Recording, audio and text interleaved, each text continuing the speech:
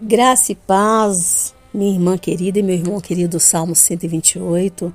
Louvado seja o Senhor Jesus pela tua vida e louvado seja o Senhor Jesus pela minha vida, aleluia. Esse tempinho de frio, né, minha irmã e meu irmão?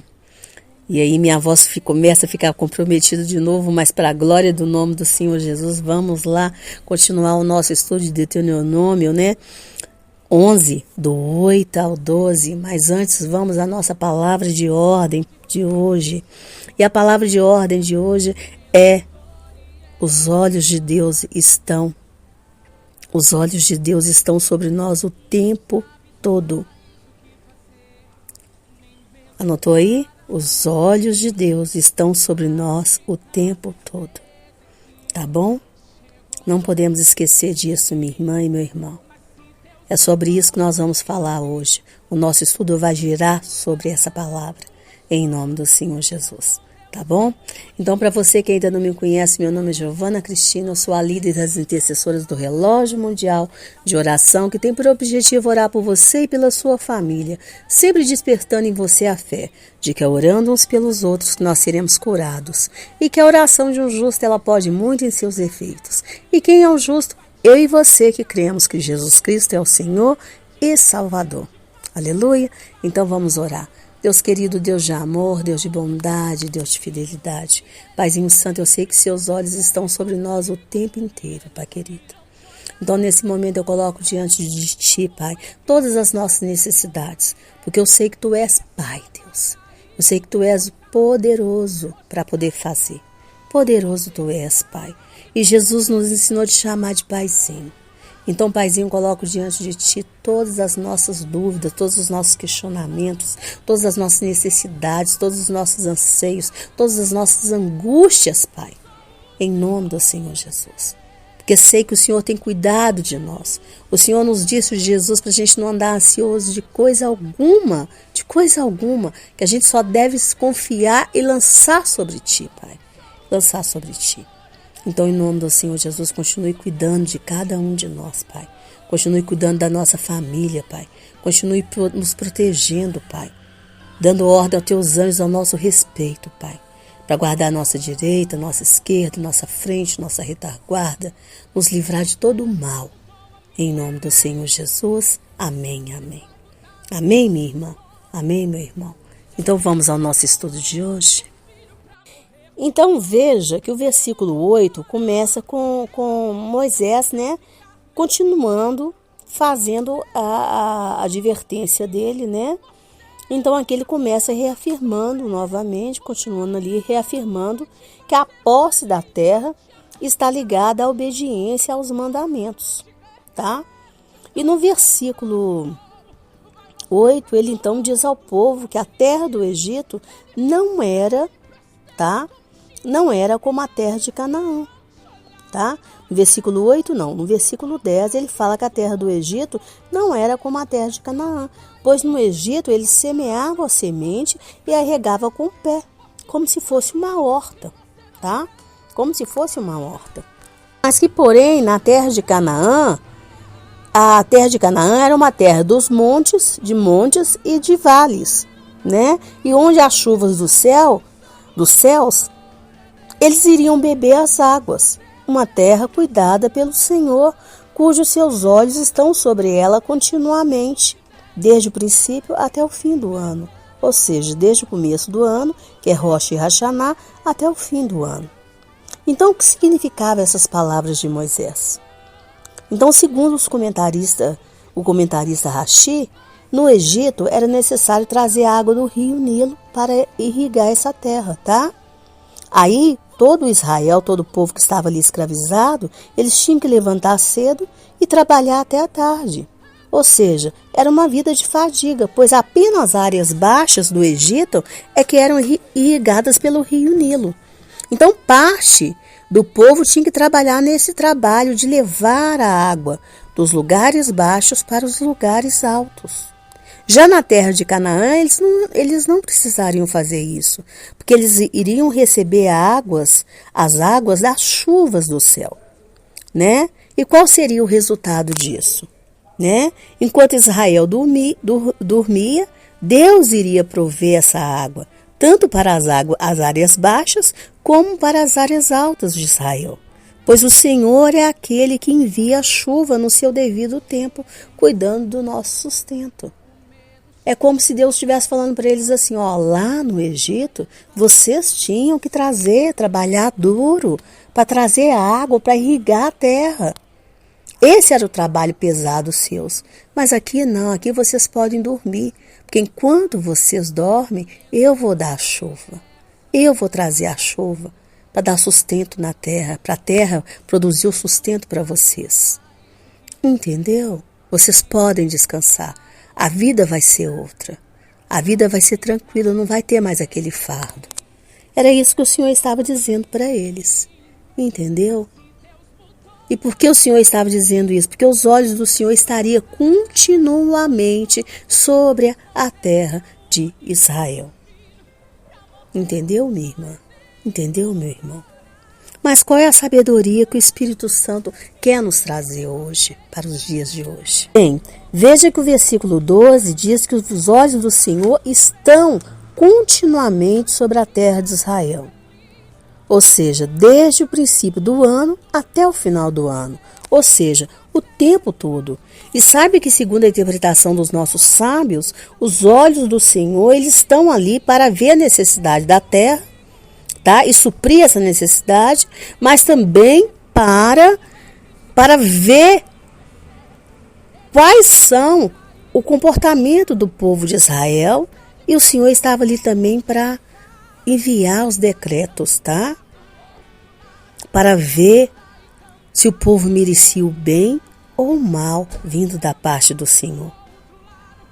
Então entenda que os olhos do Senhor estavam ali o tempo todo julgando também aquela terra e o comportamento do seu povo. Entendeu, minha irmã e meu irmão?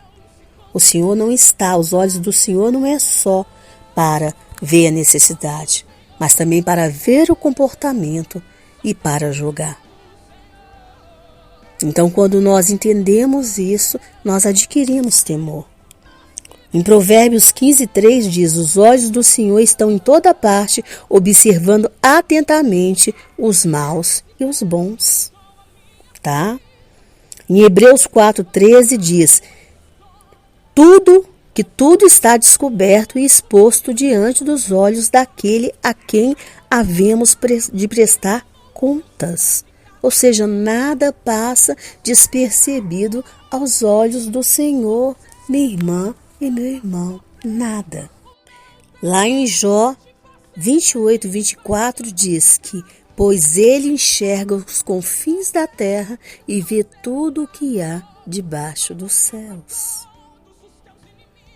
Então a sabedoria para nós é que nós não podemos esquecer nem por um segundo que assim como os olhos de Deus estão sobre a terra de Israel continuamente, minha irmã e meu irmão, Ele está também sobre nós o tempo todo.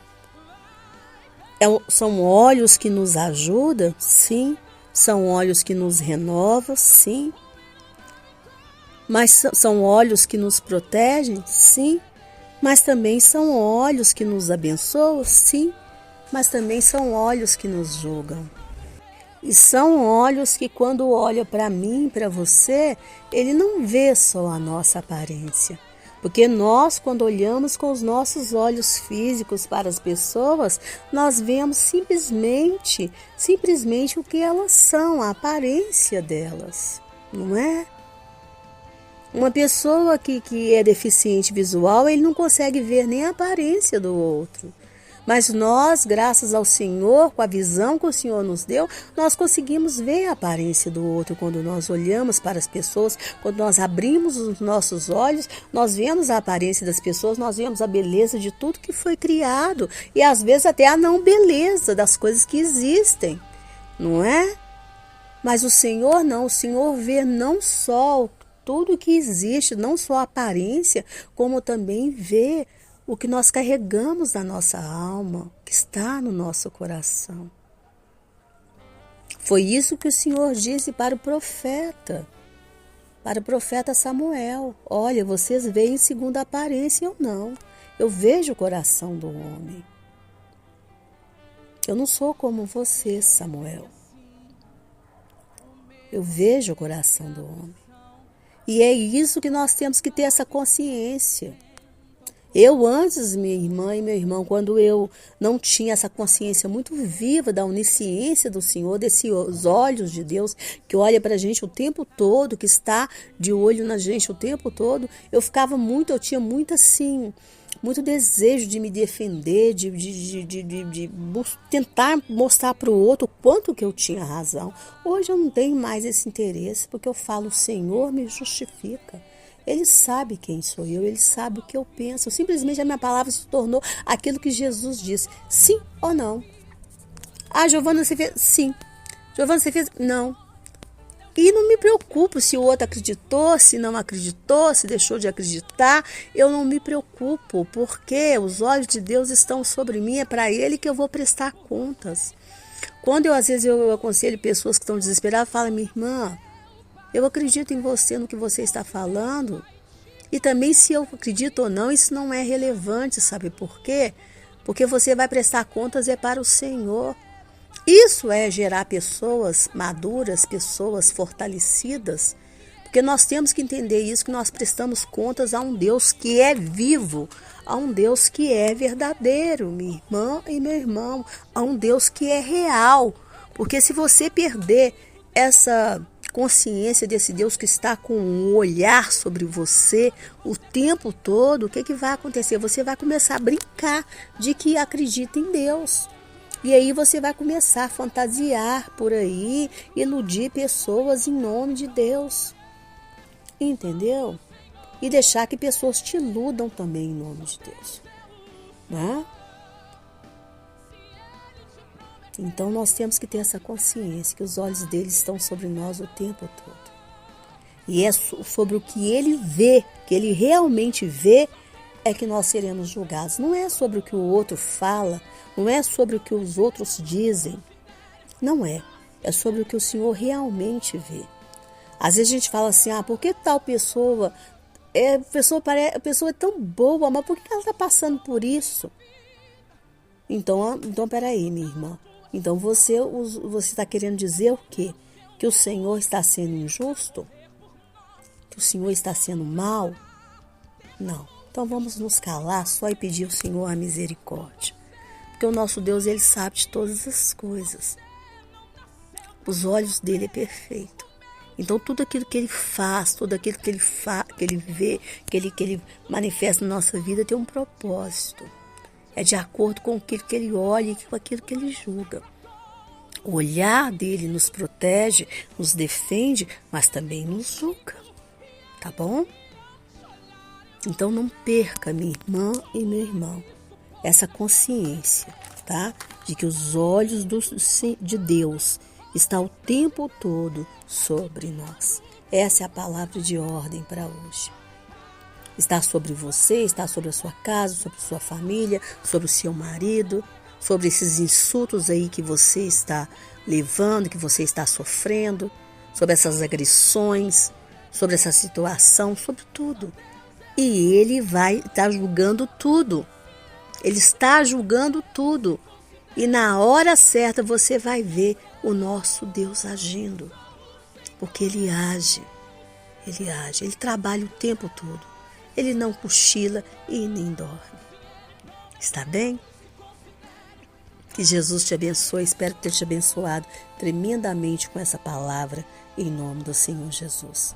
O Deus que está constantemente com os olhos sobre Israel, que não deixa aquela terra faltar chuva. A chuva ali ela vem o tempo todo.